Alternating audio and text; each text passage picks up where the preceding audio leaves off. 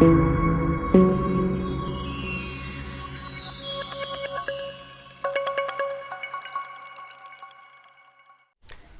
Students, तो आज मैं बात करने वाला हूँ क्लास 10th मैथमेटिक्स और चैप्टर 3 है और नाम है इसका pair of linear equations in two variables. Pair of linear equations in two variable. तो सबसे पहले हम ध्यान देते हैं या देखते हैं कि लीनियर इक्वेशन क्या होता है। तो यदि हम किसी इक्वेशन को ax plus B equal to 0 के रूप में राइट कर सकते हैं तो वो हमारा लीनियर इक्वेशन कहलाता है। यदि हम किसी इक्वेशन को ax plus B equal to 0 के रूप में राइट कर सकते हैं तो हमारा लीनियर इक्वेशन कहलाता है। लेकिन यहाँ पर क्या है कि एक वेरिएबल यानी कि वन वेरिएबल है, लेकिन हमें पढ़ना क्या है, लीनियर इक्वेशंस इन टू वेरिएबल। तो जब हमें लीनियर इक्वेशन की अगर बात करता है तो वन वेरिएबल, टू वेरिएबल और मोर वेरिएबल्स। तो अगर लीनियर की बात करता है तो लीनियर के डेफिनेशन में केवल हमें इतना ध्यान देना है कि वेरिएबल की मैक्सिमम पावर 1 होनी चाहिए। अब यहाँ पर इसकी पावर कुछ नहीं, हम 1 ले सकते हैं। तो यदि किसी इक्वेशन में उसके दिए हुए वेरिएबल या उसमें प्राप्त वेरिएबल की मैक्सिमम पावर 1 होती है तो आपका लीनियर इक्वेशन कहलाता है। और ये example linear equation of one variable आपका कहलाएगा। हमें पढ़ना क्या है, linear equation in two variable. तो अगर हम किसी इक्वेशन को ax plus B Y plus C equal to 0 के रूप में राइट कर सकते हैं तो ये हमारा कहलाएगा linear equation in two variable. यहाँ पर दो वेरिएबल है x और y, दो वेरिएबल है और a एंड b कोफिशिएंट हैं वेरिएबल्स के, a और b वेरिएबल्स के कोफिशिएंट हैं।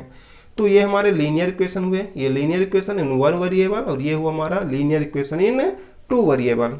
अब अगर हम चैप्टर के अकॉर्डिंग ही बात करें तो हम पढ़ते हैं पेयर ऑफ लीनियर इक्वेशन। तो पेयर मीन्स होता है जोड़ा, यानी कि दो ऐसे लीनियर इक्वेशन जिनमें दो वेरिएबल हों वो कहलाएंगे पेयर ऑफ लीनियर इक्वेशन। तो अब हम यहाँ बात करेंगे पेयर ऑफ लीनियर इक्वेशन, यानी कि लीनियर इक्वेशन ही होंगे, ऐसे होंगे ax plus B Y plus C equal to 0। Formation इनका यही होगा, लेकिन पेयर होंगे मतलब कि दो इक्वेशन होंगे। जब दो होंगे तो वो भी ऐसा ही होगा, a1x plus B Y plus C equal to 0।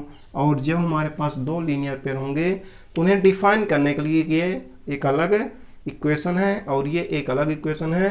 हम इसको a1x b1 y plus c1 कहेंगे और इसको a2x प्लस b2 y प्लस c2 इक्वल टू 0 कहेंगे।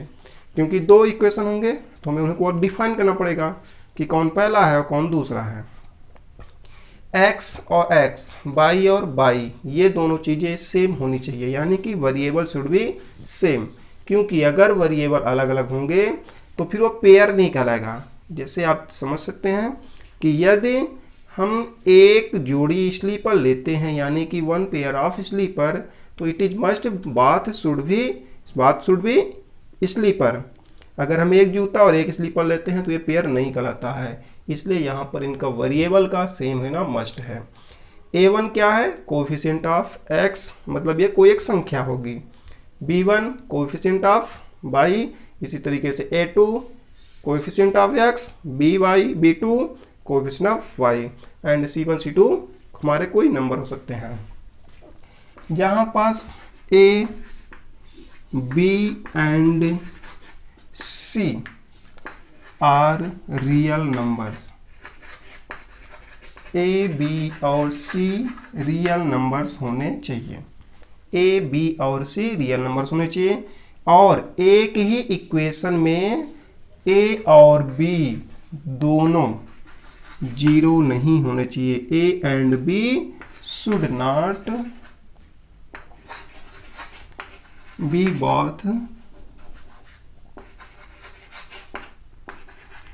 Both zero. ए और बी दोनों एक ही इक्वेशन में 0 नहीं होने चाहिए।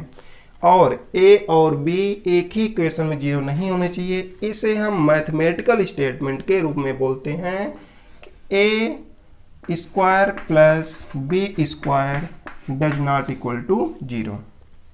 एक ही इक्वेशन में ए और बी की वैल्यू जीरो नहीं होनी चाहिए और उसे हम मैथमेटिकल स्टेटमेंट के रूप में लिखते हैं A square plus B square does not equal to zero. अब हमारे पास दो इक्वेशन होंगे तो यहाँ पर दोनों इक्वेशन के रूल फॉलो करेगा।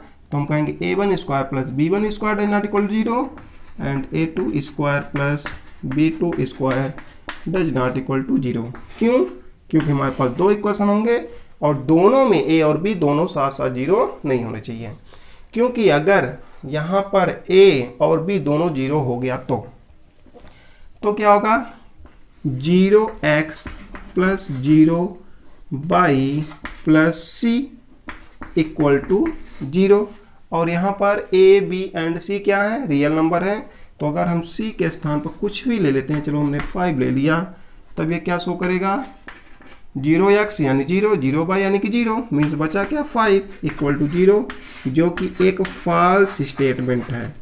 यह एक गलत स्टेटमेंट है। 5 कभी भी 0 के इक्वल नहीं हो सकता है। तो 5 does not equal to 0 means अगर एक ही क्वेश्चन में ए और बी दोनों 0 हो जाते हैं, उस कंडीशन में हमें एक फॉल्स स्टेटमेंट मिलता है जो कि मैथमेटिक्स के अकॉर्डिंग रॉन्ग होता है।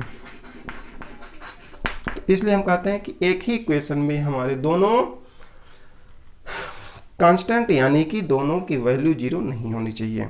चलिए अब हम बात करते हैं, हमारा हुआ लीनियर इक्वेशन। और अब हम बात करते हैं, तो क्वेश्चन है कि एक्सरसाइज 3.1 का आफ्ताब कहता है कि I was 7 times of your age before 7 years. मैं तुम्हारी उम्र का 7 गुना था 7 वर्ष पहले।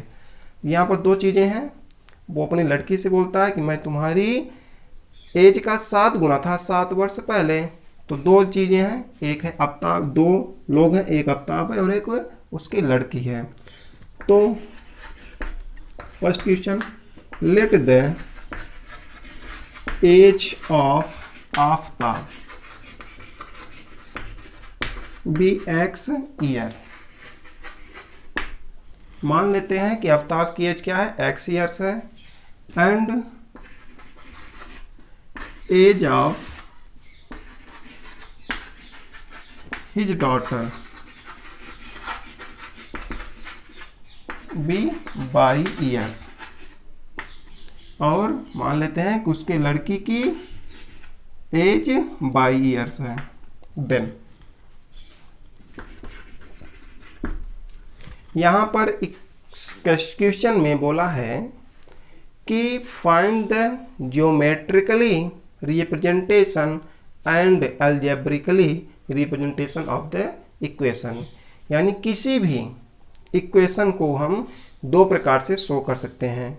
यदि हम किसी इक्वेशन को इस तरीके से शो करते हैं, कंडीशन फर्स्ट देख लेते हैं।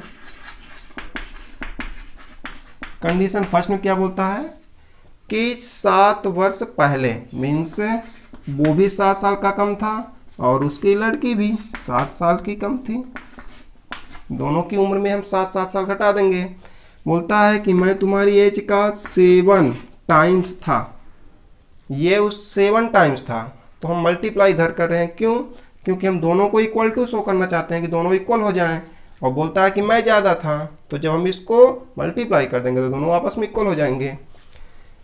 Then x minus 7 equal to 7 का मल्टीप्लाई 22 होगा तो 7y माइनस 7 का 7 होगा तो 49। देन इम्प्लाइज x 7y को उधर ले जाएंगे तो माइनस 7y माइनस 7 है, माइनस 7 और ये उधर जाएगा तो plus 49 is equal to 0। And then implies x minus 7y and subtract करेंगे तो 49 माइनस 7 आपका आ जाएगा 42। और ये पॉजिटिव वाला बड़ा है तो पॉजिटिव होगा इक्वल टू 0। ये हमारा हुआ इक्वेशन नंबर फर्स्ट। तो हम जो बात कर रहे थे कि किसी भी इक्वेशन को हम दो प्रकार से रिप्रेजेंट कर सकते हैं। एक हुआ एल्जेब्रिकली रूप से, तो जब हम दिए हुए कंडीशन को पढ़ करके इस तरीके से इक्वेशन बनाते हैं तो हमारा कहलाता है जियोमेट्रिकली रिप्रेजेंटेशन। और इसी को जब हम इसके सलूशन कुछ पाते हैं और उसको हम ग्राफ पर शो करते हैं, उसे हम बोलते हैं ग्राफिकली रिप्रेजेंटेशन। तो हम इस सवाल में दोनों को देखेंगे। जियोमेट्रिकली रिप्रेजेंटेशन आपका ये हो गया फर्स्ट कंडीशन के अकॉर्डिंग, और सेकंड कंडीशन लेते हैं।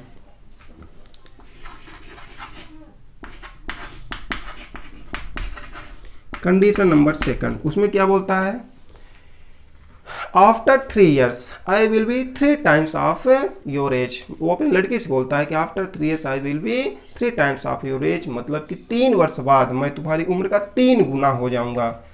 तो 3 वर्ष बाद मतलब कि x + 3 एंड y + 3 दोनों 3 साल बाद बात हो रही है। दोनों को हमें इक्वल शो करना है तो हम इसमें 3 का मल्टीप्लाई कर देंगे। Now x + 3 is equal to 3y + 3 3 जा 9 and then applies x, 3y को उधर लाएंगे तो -3y + 3 एंड -9 को उधर ले जाएंगे तो -9 is equal to 0। Now x -3y + 3 -9 means -6 is equal to 0। ये हुआ हमारा इक्वेशन नंबर सेकंड। तो इस क्वेश्चन के अकॉर्डिंग मैंने क्या किया कि पहले कंडीशन को पढ़ करके इसे इसे अलजेब्रिकली रूप से मैंने रिप्रेजेंट कर दिया। पहला रिप्रेजेंटेशन होगा x - 7y + 42 = 0 and second number हो जाएगा x - 3y - 6 = 0। तो इस प्रकार से हमें 2 अलजेब्रिकली रूप से रिप्रेजेंटेशन मिले हैं। अब उन्हें हम ग्राफिकली रूप से रिप्रेजेंट करेंगे।